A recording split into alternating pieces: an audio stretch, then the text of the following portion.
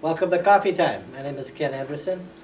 Vaughn Martin is here with me today. He's the president of Millinocket Senior Citizens and Retirees Center. Vaughn, would you like to tell us a little bit about the center? First thing I might mention is that the center is not for retired workers of Great Northern. The center is open to anybody. I, for example, graduated. I retired from the school system.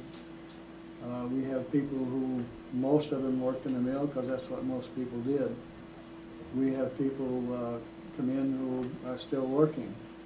But it's open to senior citizens, and that's very loosely construed. Anybody that really is interested in coming in certainly would not be turned away. We don't have any dues. It's been in operation close to 20 years. To go back a little bit, about the time I retired in 1985, Ben Raymond, who was still living and quite active in the community, Ben and Neil McQuarrie talked with me about, did I think a retiree place would fly? We do have a lot of active places where people go, such as the Elks and the VFW in the American Region, and other organizations, but this was to be separate from that with a very loose setup. And I told him I thought it would work. So those two in particular got the thing going.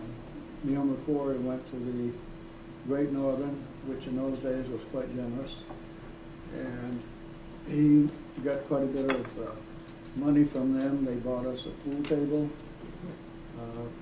and so we got started. And in those days we had a lot of people who were willing to work to keep it going. I think of Gerald Hutchinson and Neil McQuarrie and Ben and myself, and there were quite a group of us who would go out and sit at the credit union or IGA and sell 50-50 tickets, or we would do raffles, so that we were able to sustain ourselves pretty well. As time went on and those people died off, it's like most other organizations, you find that there's less and less commitment to doing things like that. Right. We did get to a point where the town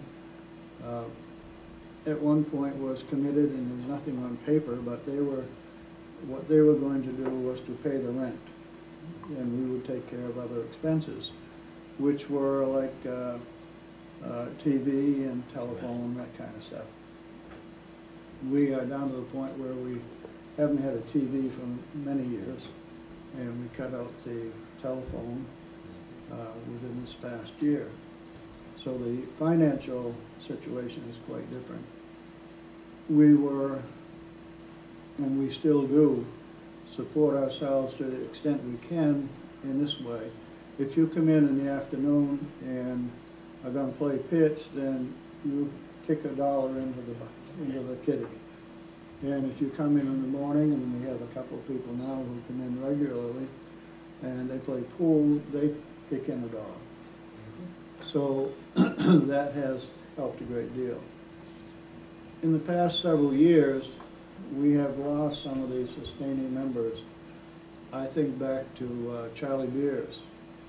Charlie Beers had retired many, many years ago, and he would come in the morning, somewhere around 9 o'clock, turn the heat up, and he would sit near the window, and people would see that Charlie was there. They'd come in and they would talk.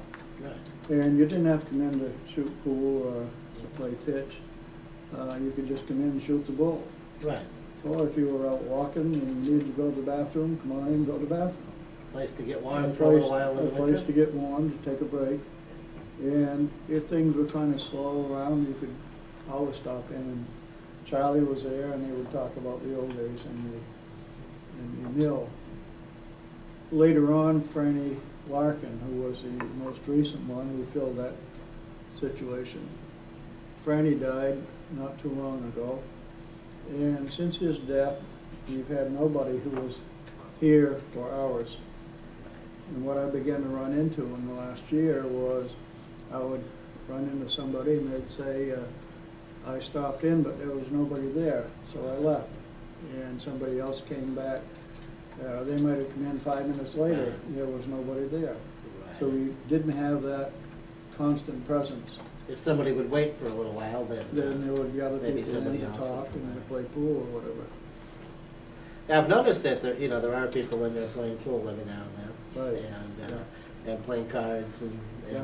so it is still being used. I have heard. I'm glad you cleared up that it's not just for Great Northern retirees. Right. I've heard that from a couple of people that thought Yeah. that that's what it was, and it's not. Somebody doesn't even have to be a retiree in order to take part in it, right? Yeah. Okay.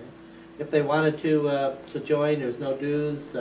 Who do they contact, or do they just come by? Come on in. Just come on in? Stop in. Find out when people are there, and if you want to play pool. We have a couple guys who play pool every morning, say from 10 to 12 roughly. Mm-hmm. And in the afternoon, we generally play in pitch from 1 o'clock till 3 o'clock. If you want to stop in and just shoot the ball or watch people, you just make contact with somebody. Right. The door's open, come on in. You're located in the old Oddfellows building? Yes. Yeah. Over on Penobscot near the post office, right? Right. That's one of the good things about it. It's a great location because you can come down and see people, and it's one of the busier locations on the main drag. Right. So we've had some concern about whether we were going to stay here or not. At one time, we were down in the old Bishop Block, which is now Paul Moore's truck parking area. Oh, okay. And we came up here partly because it's in a location that has some stuff going Right. on. So it was a better location. Good. I could talk, also, I might mention that in the past, and some of the ladies will remember this, when we were in Bishop Block, the Recreation Department used to, on Thursday afternoons, run a program for ladies. They had crafts of various kinds. So there are a lot of possibilities. That's something that could still be done. Right. These are all these are all things that don't necessarily have to be in the past. They can That's be right. done. Yeah. Of course, if you had more people involved, you could afford to do more things. That's right. And have Yeah. more things available. Yeah. Okay. Well, I'd invite anyone who's interested in being part of the Millinocket Senior Citizens and Retirees Center to come on by and join in, take part, support the, and support the organization. If somebody didn't feel that they were a senior citizen or a retiree and wasn't necessarily interested in getting involved right now, but wanted to make sure that it was still there for them in a few years, do you take donations from people who might want to contribute? We would certainly accept donations. We have in the past. One of our most cherished members was Paul Noyes, who came down, and Paul lived until he was 96, I think. And Paul was here every day. I think he kind of resented when people took the time that he wanted to be down here. But Paul was here all the time, and when he died, his family gave us a donation. Other people have done the same thing. Mm-hmm. That would be good. I would encourage anyone who would want to support the Retirees Association to go ahead and do that. Vaughn, you're also involved in the local AARP, the Driver's Safety Program. Would you like to tell us a little about that as well? Yeah, it's a program that I've been very much interested in. I took the course myself back in '95. I'm heading on 10 years now. I took the course because I found myself in situations where I wondered, where did that guy come from? And I had a couple of close calls, and there were questions that made me wonder what's going on with me. And I saw an advertisement for the class, and my instructor was a guy that they call Woodstove Willie. And if you watch the Channel 2 news, they will talk sometimes about Bill Larrabee, Woodstove Willie, who has a weather station over in the Quebec area. And after I had taken the course, interested in teaching it. And I felt I had got so much out of it that I said, yeah, I'd be interested. So I've been teaching it now for about 9 years.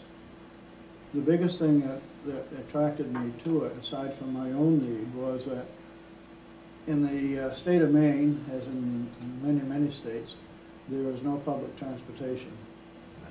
We're in a spot here where we do, I can't remember if they still call it the links, I don't know the name now, but it's from the Eastern Area Agency on Aging. Okay. And if you let them know a day ahead of time, they will take you to Bangor and so on. Okay. We also then can depend on our friends to give us a ride. But you may have known Millinocket.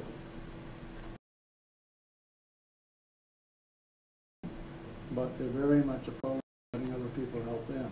This is very true. Very a selfish point of view. Independent people. Yeah, I think it's selfish myself, because if you stop and think of how much help, how much you enjoy helping other people, and then you're not allowing them to get that satisfaction. That's a good way of looking at it. But that's one of the reasons that I got involved and stay involved, is that when a person loses a license in a rural area like ours, they're pretty much house-ridden.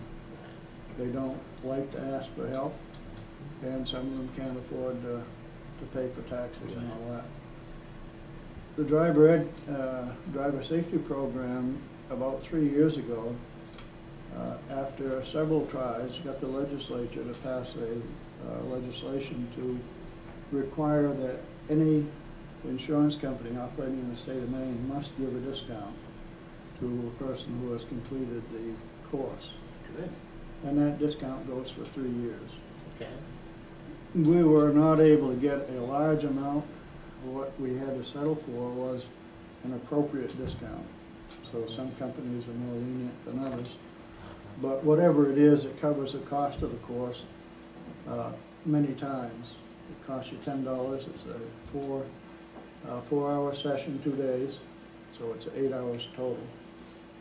Is that for senior citizens, or? That is for senior citizens, but I would not turn anybody away.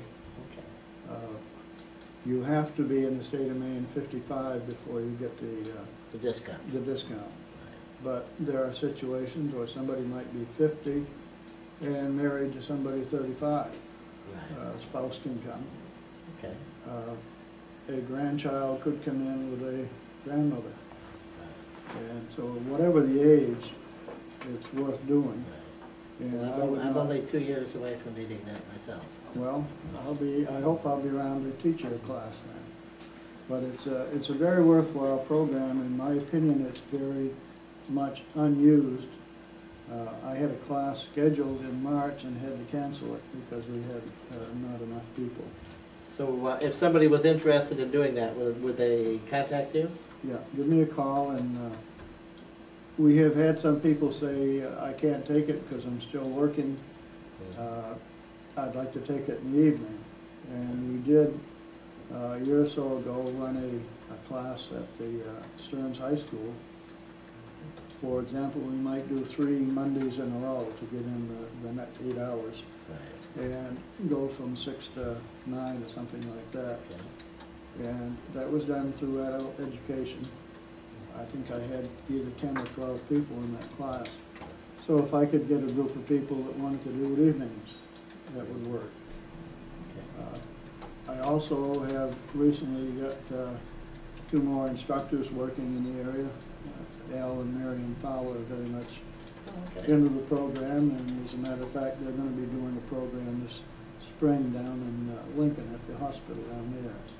And they're anxious to get groups of people up here to teach. Okay, good.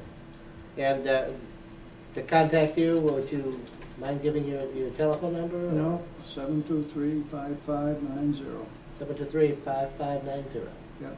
Okay, if you're interested in joining or taking part in the Millinocket Senior Citizens and Retirees Center, or in taking the driver's training course, contact Vaughn, or just come by the Senior Citizens building if that's what you'd like to do. Vaughn, I thank you for being here with me today. Thank you very much. It's been very interesting. I'm glad you enjoyed it.